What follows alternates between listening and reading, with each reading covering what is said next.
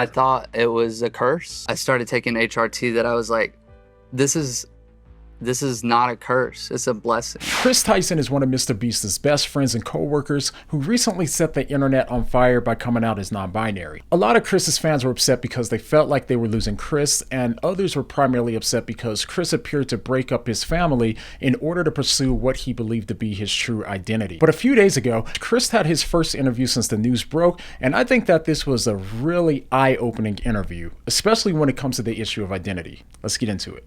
So even though there was a lot of speculation as to what Kris was identifying with, early in the interview, Kris officially declared that he now identifies as a woman.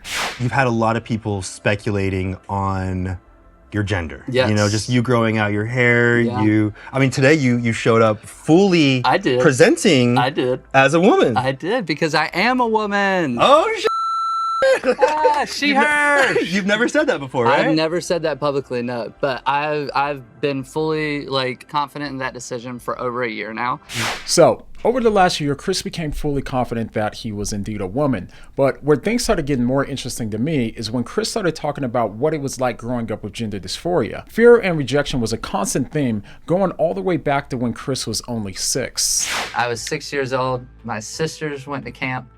My parents were in the living room. I told my parents that I was going to build a popsicle stick airplane in my room. And then I went to my sister's room and went in their closet and grabbed as much stuff as I can.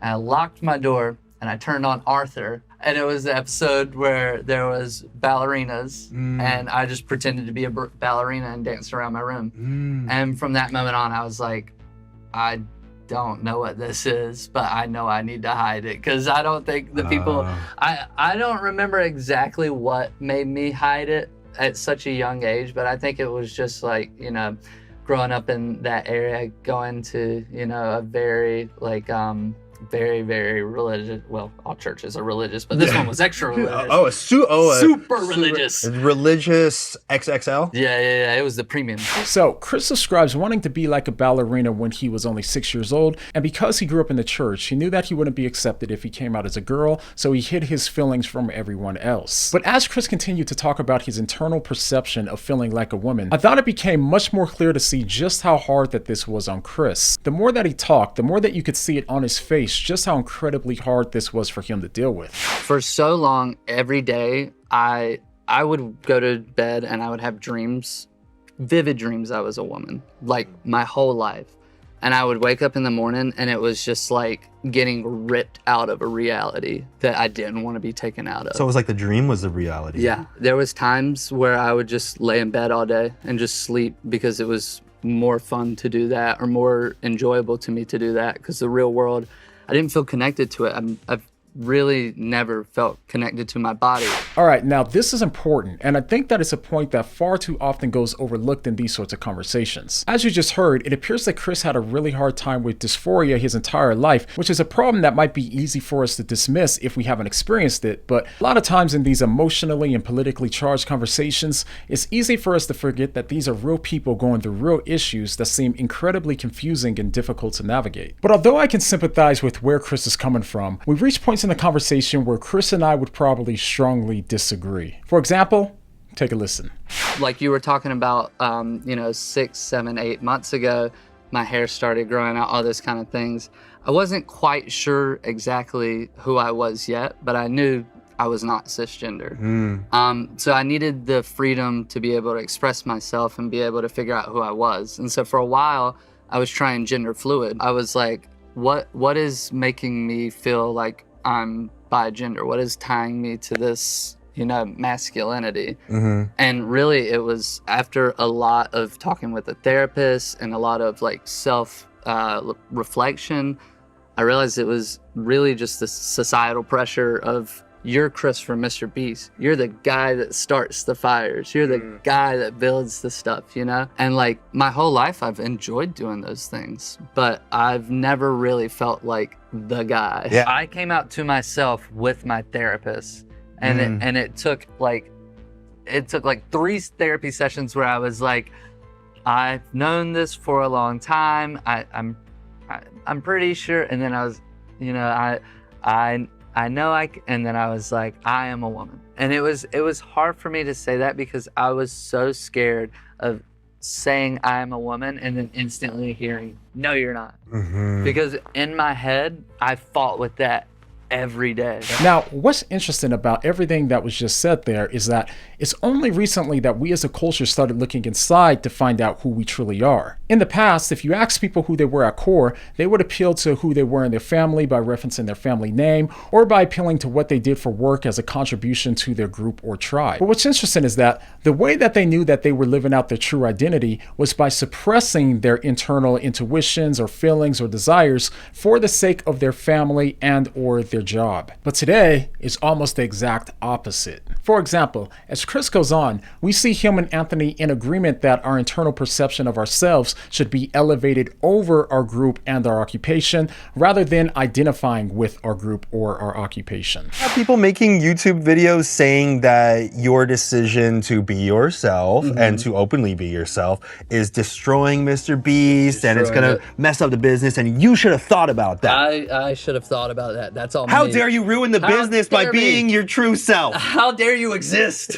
Now, if you listen closely, underneath their words was the assumption that our true self is tied to our sexual identity. Tying our sexual expression with our core identity is a recent shift in culture that isn't like any time before. In fact, this assumption has been so dominant in our culture today that no one even stops to question if it's even true because it's just an unspoken assumption that everyone's expected to know and accept. But even though today we believe that we're discovering our truest selves by looking to our sexual expression, in reality, it seems to me that we're only finding out who society says that we are rather than finding out who we truly are. Tim Keller illustrated this point in one of his books this way. Imagine an Anglo-Saxon warrior in Britain AD 800. He looks into his heart and he sees two strong inner impulses and feelings. One is aggression. When people show him any disrespect, his natural response is to respond violently, either to harm or to kill. He enjoys battle. Now, living in a shame and honor culture with a warrior ethic, he will identify with that feeling. He will feel no shame or regret over it. He will say, that's me. That's who I am. I will express that. But let's say that the other impulse he sees in his heart is same-sex attraction. He wishes that were not there. He would look at that feeling and say, that's not me. I will control and suppress that. Now come forward to today.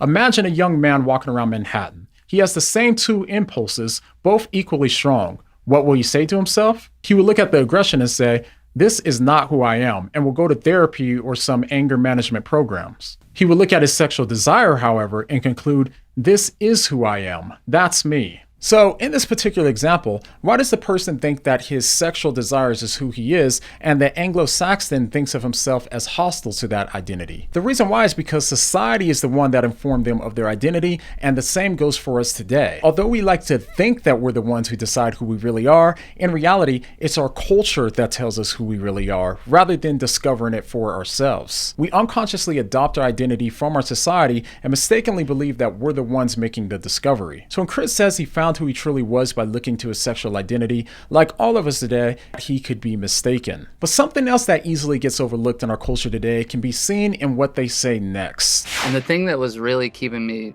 for so long away from like who I truly am is how people would react. I was so scared of like, I'm from a small town in a conservative area.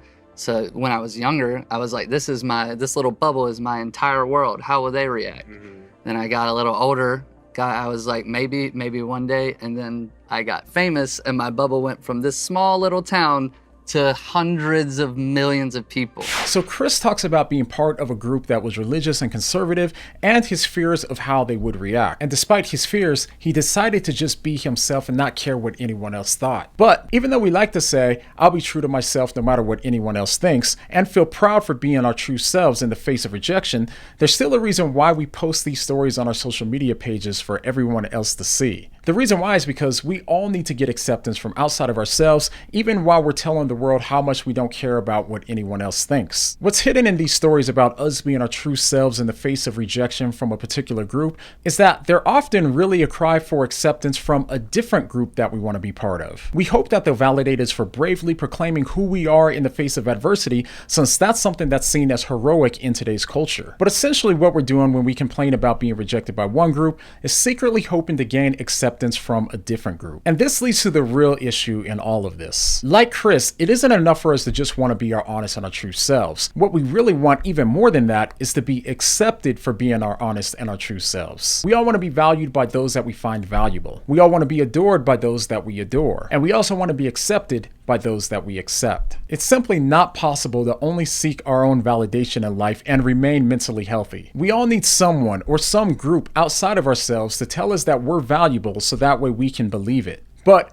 what if the one that affirms and accepts us is the God of the universe? Now, for those of you that aren't Christian, I understand. I know this sounds weird, but as a Christian now, it makes complete sense to me. The gospel in a nutshell is that none of us are perfect and all of us have done things that are wrong. But in order to live in the presence of a perfect God, we too must be perfect. This is why the God of the universe put on human flesh, came into our world, lived the life that we should have lived, and died the death that we should have died. And he then offers that life to us in our place, so that way when we stand before God on Judgment Day, our salvation is judged based off of the life that he lived rather than the life that we lived. He offers that to us as a free and undeserved gift. All we have to do is accept it. Now, if you believe this, then you can know that you're eternally accepted, eternally seen as valuable, and eternally adored by the greatest being in the universe. Only then can you have a sense of identity that doesn't depend on others, doesn't depend on society, and doesn't even depend on you. Instead, it depends on someone who's far more stable, the one whose opinion is literally the greatest in the universe, your creators.